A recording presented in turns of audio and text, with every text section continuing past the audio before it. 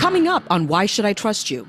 So everyone agrees that we have a big, fat American problem. The food we're eating these days is unhealthy, and it's fueling our chronic disease crisis. So what are we going to do about it? Today, you may want to ditch the chips and soda and take heed to what our guest has to say. She's a researcher who made a big stir with a provocative formulation that went viral. It's not every day that a researcher is featured in the Daily Mail and Drudge Report at the same time. Anna Gilmore said just 4 products cause at least a third of all deaths. We'll let you know which ones in a moment, but beneath the grabby headline is a researcher determined to expose what she says is a system in which corporations not only hook us on dangerous food and drinks, not only fund and skew increasing amounts of research into these products, not only receive government subsidies to do all this, but they work hard at subtly convincing us that it's our fault. So what does she think we can do to break out of the system? And is the Make America Healthy Again the team to do it? Let's get started. Hey, welcome everyone. Yeah, welcome back. Yes, it is so good to be back. Okay, Tom, first off, for those new to our show, what is this show again? Yeah, you're listening to Why Should I Trust You? And it's all about the breakdown in trust in science and medicine and public health, and hopefully, a way to get some of that trust back. Yeah, man, just a little trust. Just a smidge. Couple microliters. Yeah. Okay, and who are we? I'm Brinda Adhikari. And I'm Tom Johnson. And I'm Maggie Bartlett. Yep, and Dr. Mark is off this episode. He'll be back next week after Labor Day. So, guys, I'm really excited about this one because Anna Gilmore has a really unique perspective on that critically important question: how do we make our food healthier? And she's like a beautiful mind kind of thinker, like someone who can kind of zoom out and see the whole picture of our food system with a focus on the commercial determinants of health. I got to be honest with you, I had never heard that phrase. I'd heard of social determinants of health. I'd never heard commercial determinants of health. And by that, we mean the companies impacting our health. And she's going to get into that. And what she describes from her POV is pretty eye-opening, disturbing, shocking. You know, you get the point. We're going to talk to Anna about America's relationship with food, our relationship with the food industry, and all the ways that industry steers our thinking about the science of nutrition, government spending, and how much we should be assigning to ourselves when it comes to a poor diet, and how much to the food companies that it serves to us. I think right before we got on this, Tom, I was telling you that last night for dinner, I'd had like 4 slices of pizza. And then when I got, I'm in Ohio for a conference, and when I got back to my hotel room, I was like, I'm still hungry. So I went back down to the hotel store, and I bought a bag of chips, and I ate the bag of chips, and I was still hungry. And so I got myself some Reese's Pieces, and I was like, I'm like a horrible person. Yeah, maybe on this one, maybe this one's just your fault.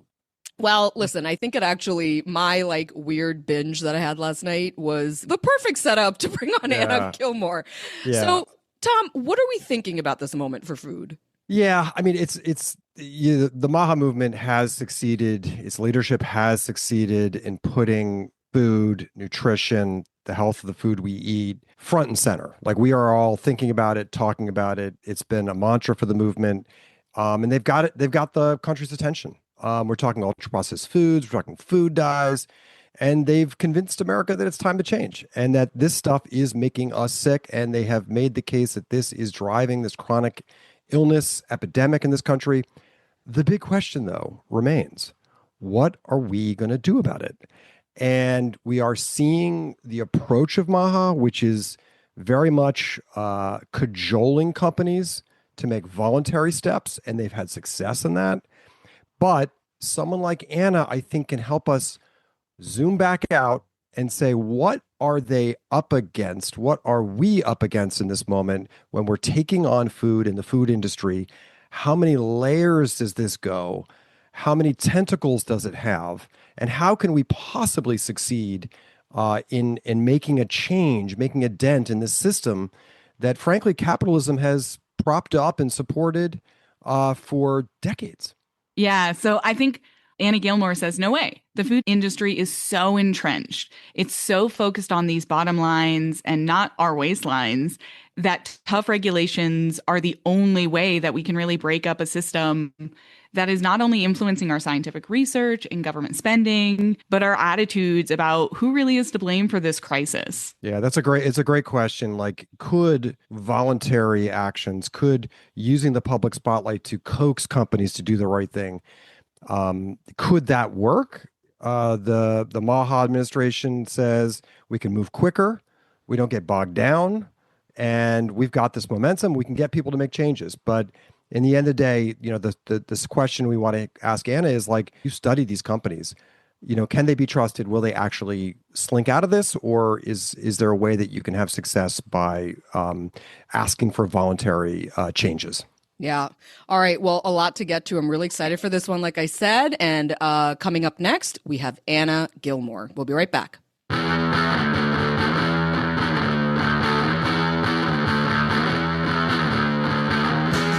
Okay, welcome back. And a big Why Should I Trust You? Welcome to Anna Gilmore. Hey, Anna. Hello. Nice to see you, Anna. Now, Anna is a professor of public health, as well as the director of the Tobacco Control Research Group and the co-director of the Center for 21st Century Public Health at the University of Bath in England.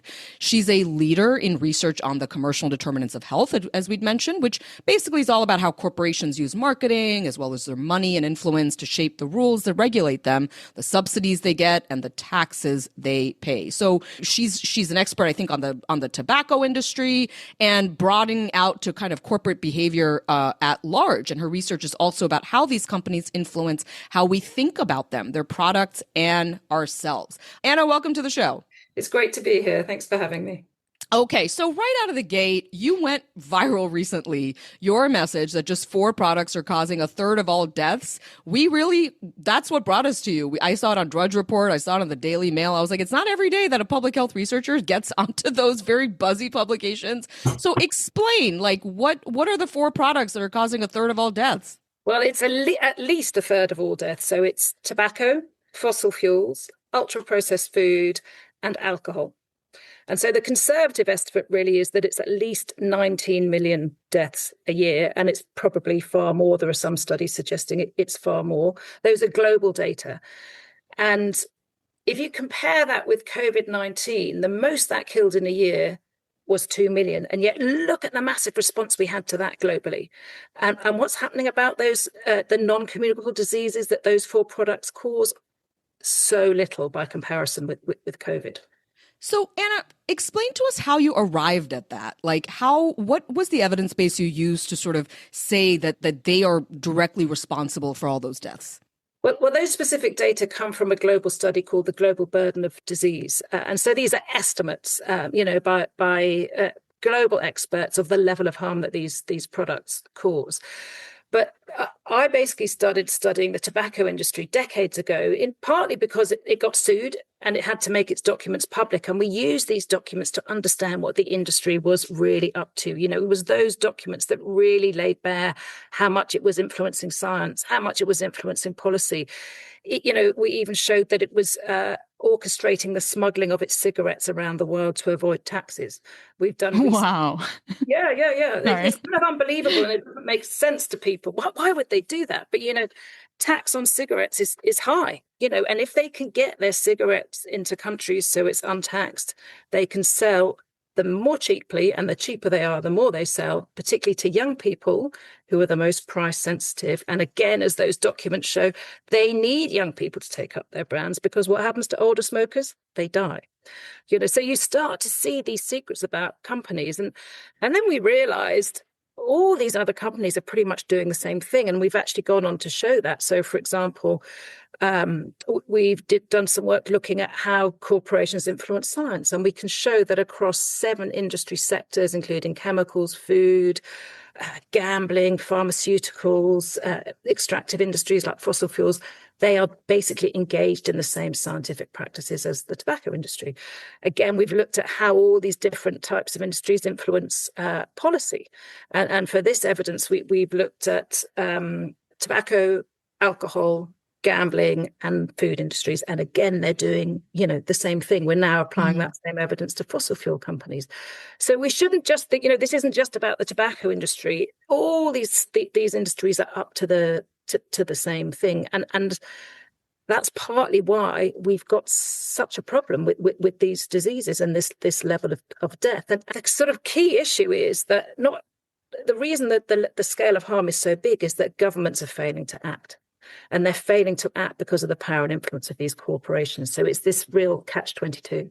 Wow. So it's amazing what you're walking us through here, which is powerful companies that are funding research, maybe skewing the results of that. Mhm. And at the same time, governments are pulling back on how they regulate these companies. Are those connected? Are the government regulators seeing the research that's paid for by the companies and then determining, hey, it's not so bad, we should maybe pull back and let them do their business? Are these all connected? All these things are connected, and in one of our big papers, we've described it as a system problem and mapped the whole system. But if we try and break it down, so absolutely, so the science, they do a whole host of things, but ultimately what they're trying to do is increase the body of evidence that favors their products and hide or reduce the body of evidence that raises concern about their products. And there are several purposes of that. One is to reduce regulation, another is to reduce litigation. And ultimately, it's all about maximizing their profits.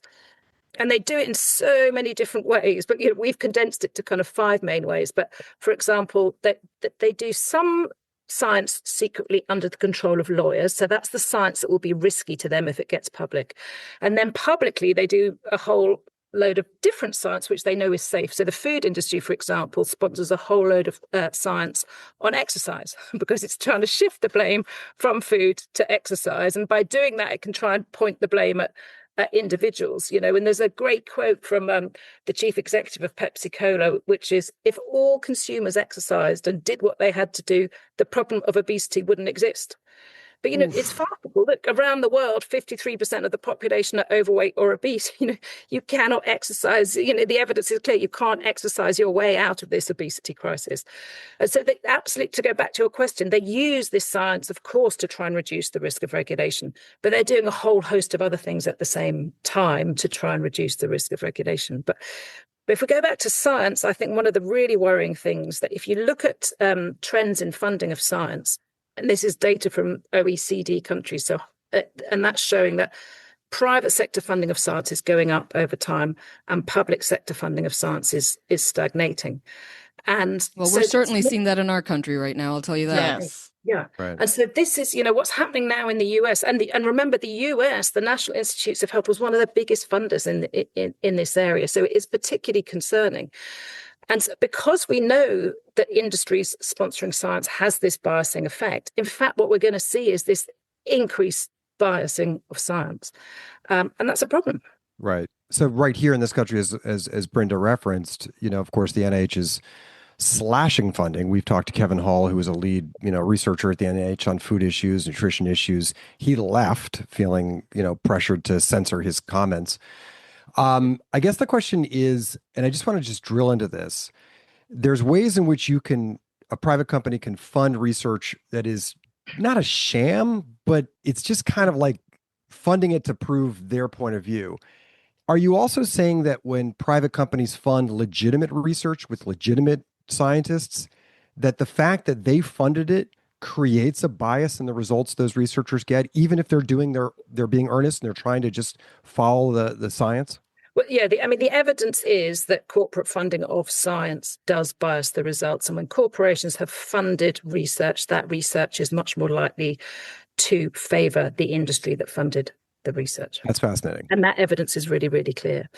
But it is complicated. Of course, we still, we're talking now mainly about big multinational and transnational corporations. And of course, there are a whole lot of small startup scientific companies doing amazing innovative science that we need. So we have to, again, step back and see the big picture and try and figure out where do the problems lie and what can we do about it? Anna, I really appreciate you bringing that nuance into it, because I do think that ends up being missed when we're talking about corporate influence and support of research and things like that. And I wonder if you might just talk a little bit about the current governance system that we have for all of this, managing corporate power in policy for these key issues with health.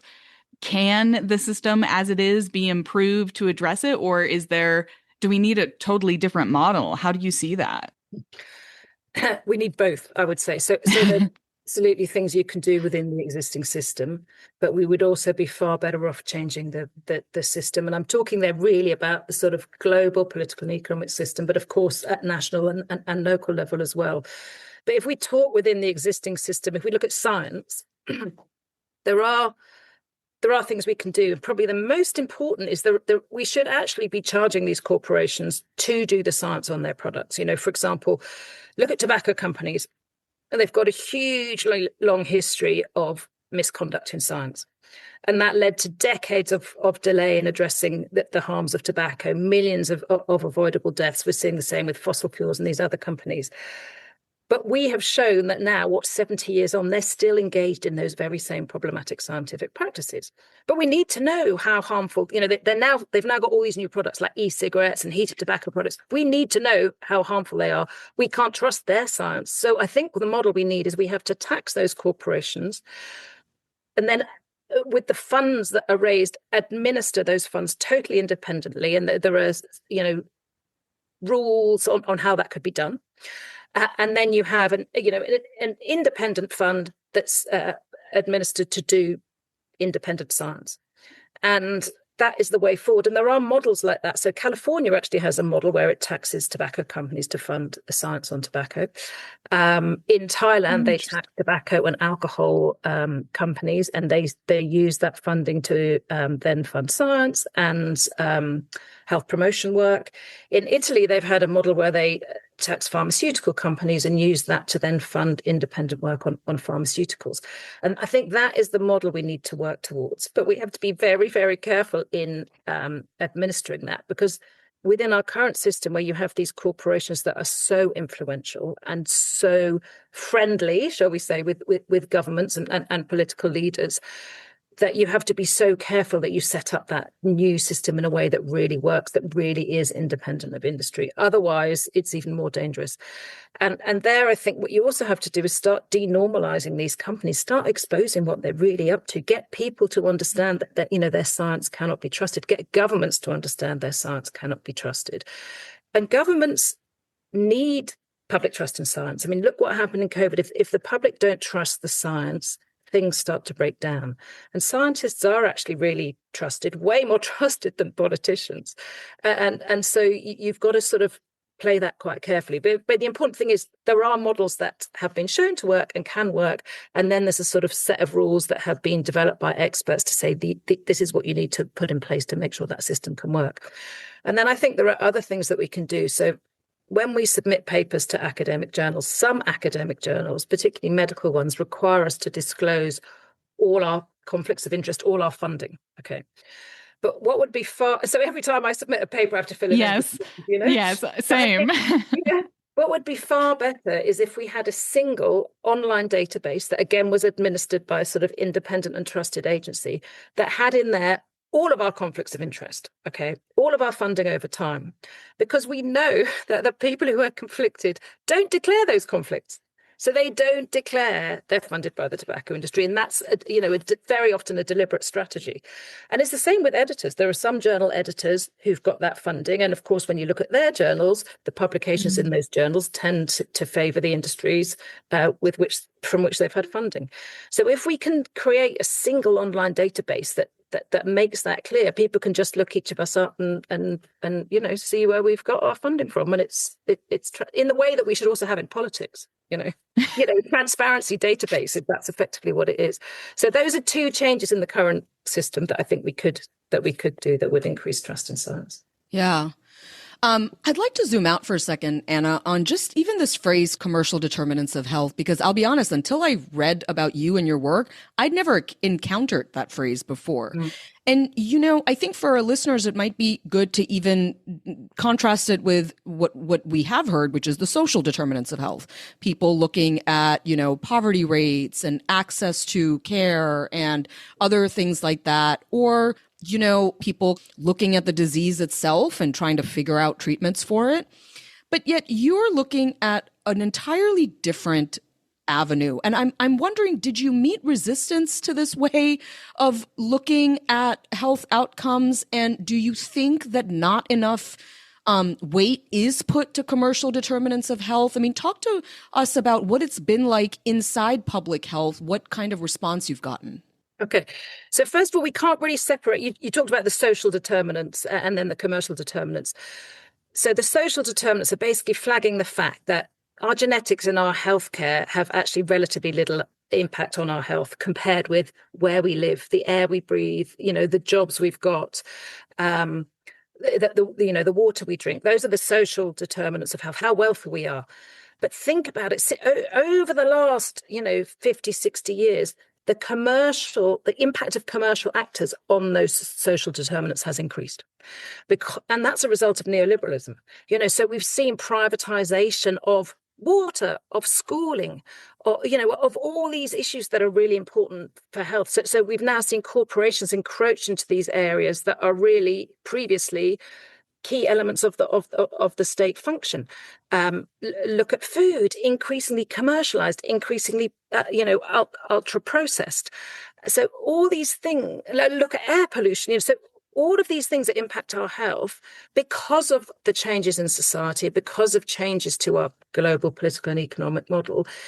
These corporations are having more and more influence on those issues. So you can't separate, commercial and social. But the reality is these commercial influences are now so important. I mean, you just have to look at the fact that just those 4 products cause between, a third and almost 2/3 of all global deaths to think, wow, we've got a big problem on our hands. We need to do something about it.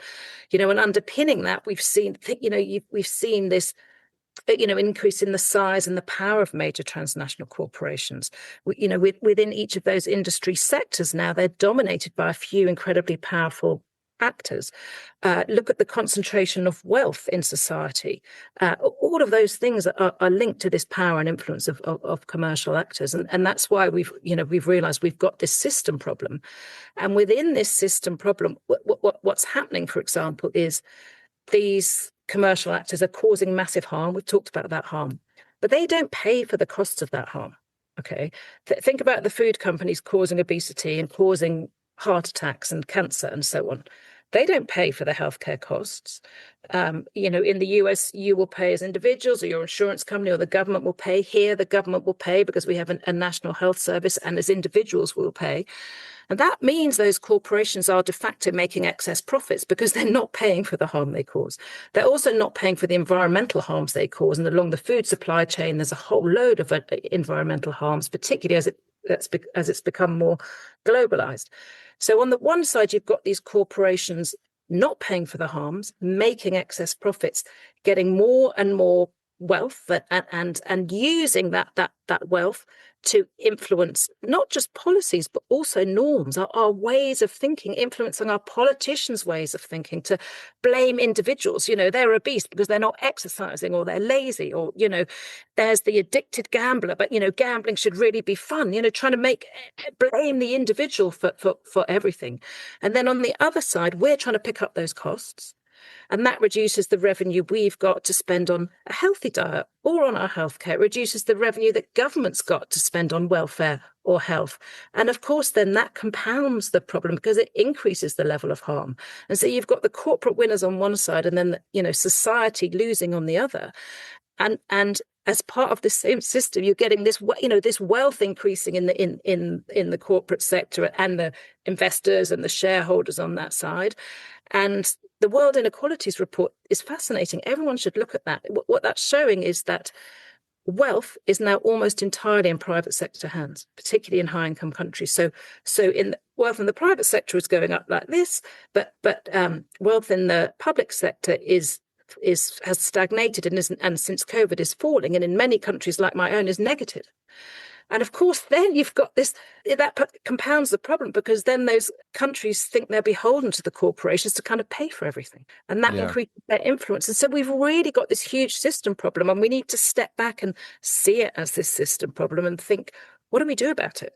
Yeah, just to bring it down to earth, Brinda said when we were coming on that she's traveling, and last night she was still hungry after dinner, and she grabbed, a bag of corn chips and started munching on them. What you're describing is anything else. You can't pick it. You go to these places and however much you want to eat some healthy food, you cannot get it. Yeah, at this market, it was Oreos, corn chips, and then there was like dark chocolate almonds, and I was like, I'm gonna get those too. That's healthy. That's healthy. Listening to you, Anna, there's decades of a neoliberal approach in this country of market is the solution, market's best, let the market rule. That sort of leads Brinda to grabbing the cheap corn chips. And I'd just like to add one more layer to that. And I think you were touching on this. In America, the US government subsidizes the corn industry.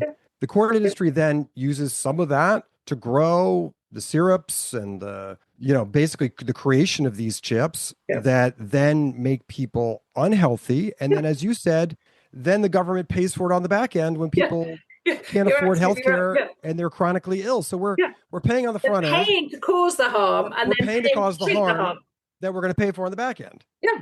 Like, how do we? They're subsidizing the fossil fuel industry, paying for the cleanup. It's just madness. Right. But at the same time, we're being blamed. So like, Brinda, imagine if you lived wherever, you went out last night because you're away from home, but you could live in that environment where there is absolutely no way that you can access any healthy products. Yeah. And there may not be anywhere for you to exercise because there's, a 10-lane highway and there's no outdoor space, and you can't afford the local gym because that's also privatized and the fees are excessive, and yet those individuals are being blamed for their obesity, but actually they've got no choice. Yeah. So let me ask you about that. Let's play devil's advocate for a second, which is, in a capitalist economy, there is supply which services a demand.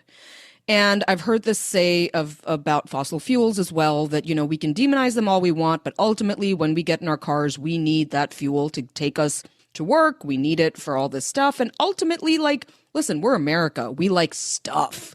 We like our things being big. We like getting whatever we want whenever we want it. And on some level, isn't there an individual responsibility? Isn't there a demand? At the end of the day, I probably, if I dug deep, probably didn't have to eat those chips, but I was like, fuck that. I'm going to eat those chips because I want it. How do we balance the sort of corporate behavior with the fact that people do have needs and there is a demand? Yeah, sure. But then you have to give those people options, so you need to make sure that those people, wherever they live, do have the option of buying some healthy products that are affordable. And you have to make sure that the education they're given is accurate, and so they can start to understand the harms of those products. But the idea that you're going to educate your way out of a problem like this it doesn't work. But not only because that's just simply not sufficient when you haven't also changed the environment in which people live. But we've also got evidence that corporations are shaping the education.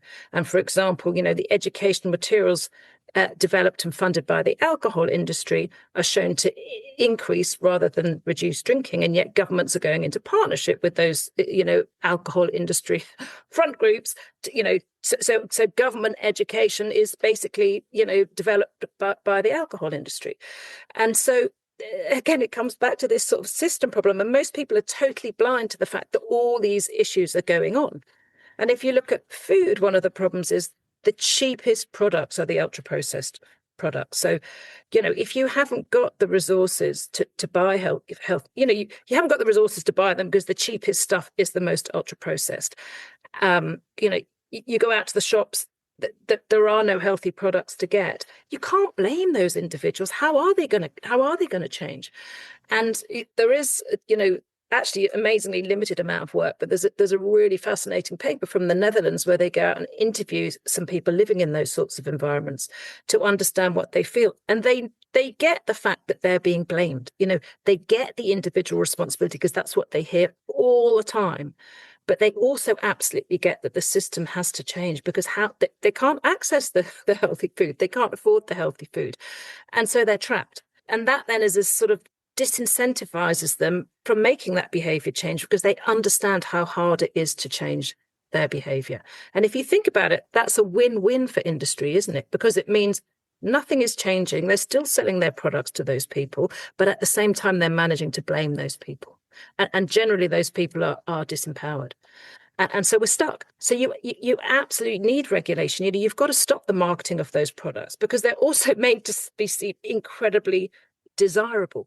Yeah, and part of culture. They're part of American culture in a way. It's the same in South Africa. South African colleagues have shown this really clearly that, after apartheid, when the big food transnationals came in, creating these products as associated with, South African music and culture and setting up festivals that are sponsored by these products just to increases their attractiveness and increase the sort of reputation of these corporations. And so right now we're stuck in this system. So you've got to regulate, you've got to stop the advertising, you've got to increase the price of those products, you've got to reduce the attractiveness of those products, you've got to make them less accessible.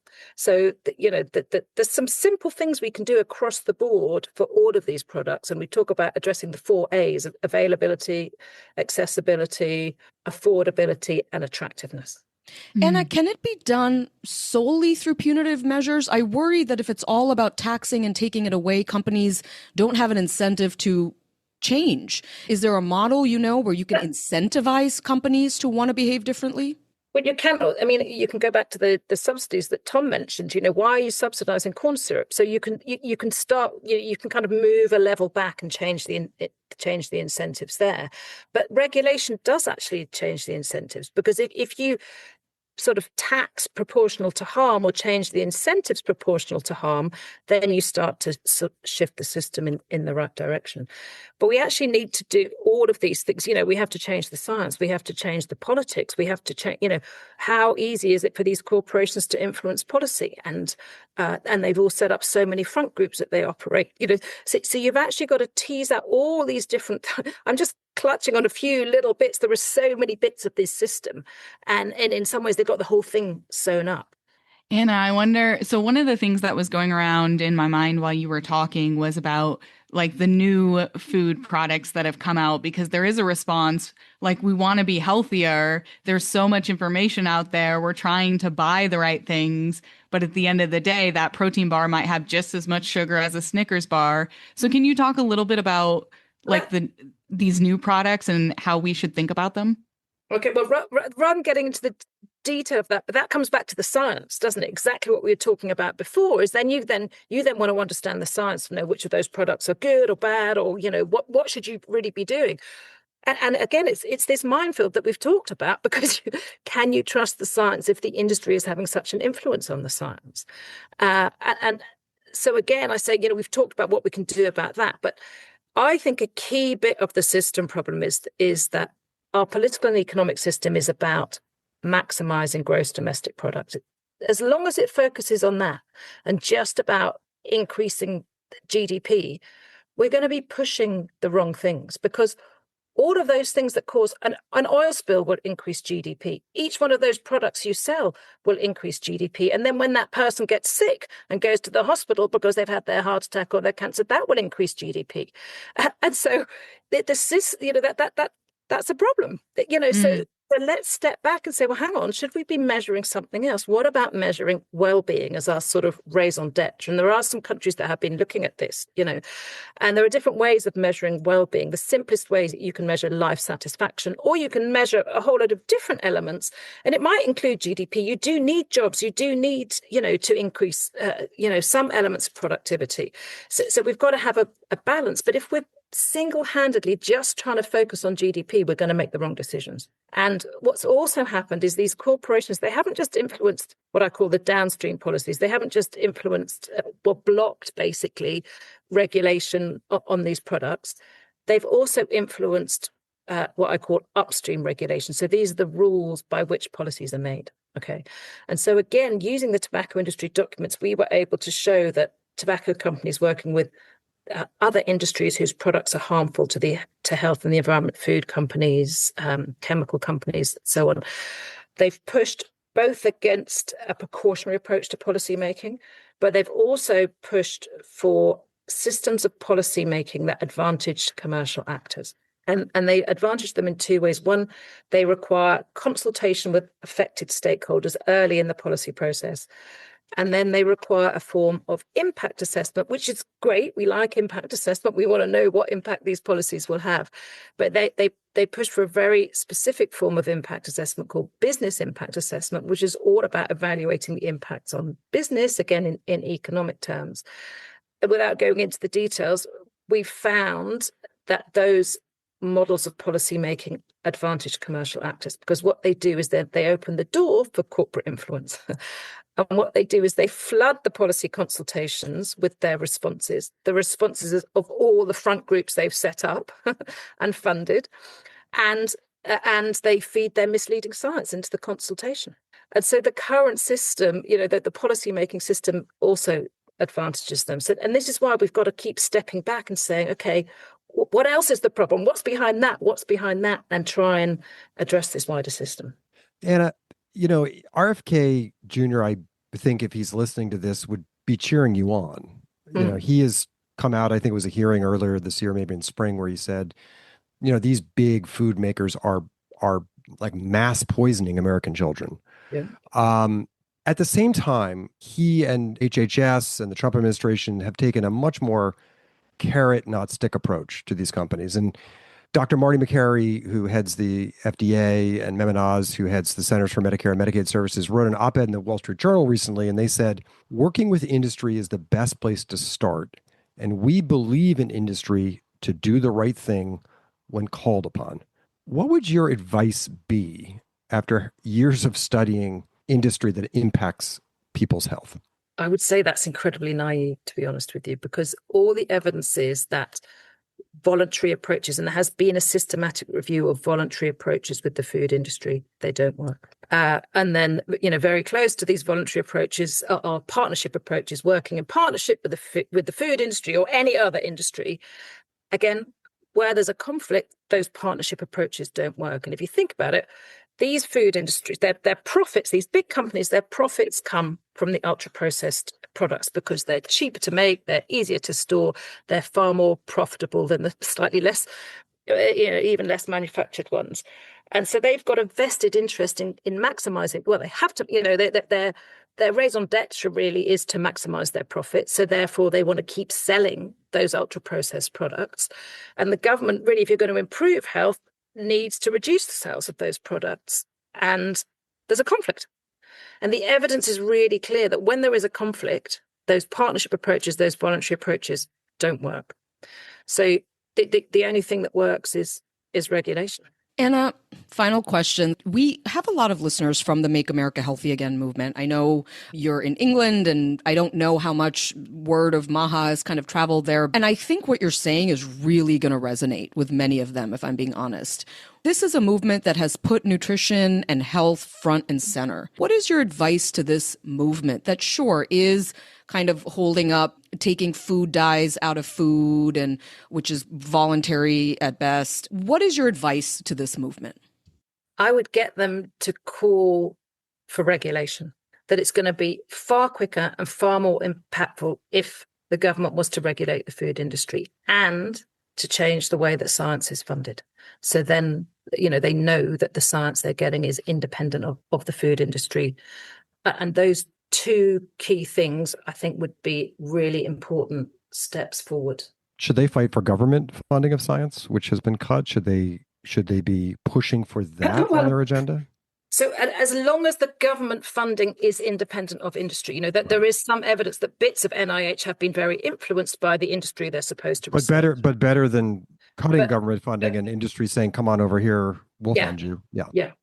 Well, Anna, it has been such a treat speaking with you. It's also just refreshing to hear someone from just an academic background be just so bold about corporate behavior. I just don't often see that, if I'm being perfectly honest. And so it's really refreshing to see that. We hear a lot of that from MAHA, but to hear that from someone with your background, it's just really interesting and special, I think. Yeah. So thank you so much for joining us on Why Should I Trust You? Pleasure. Thanks for having me. And that was our show for this week. We hope everybody has a lovely Labor Day weekend. I think we're going to try to maybe not labor this weekend, right, guys? Let's try to do that. No promises. Dr. Mark will. I know. Yeah. we can Tom, you just love to throw a little shade. I love it. So I'm Brinda Adhikari. He's Tom Johnson. She is Maggie Bartlett. That was Anna Gilmore. Mark will be right back here and along with all of us next week. Have a great weekend.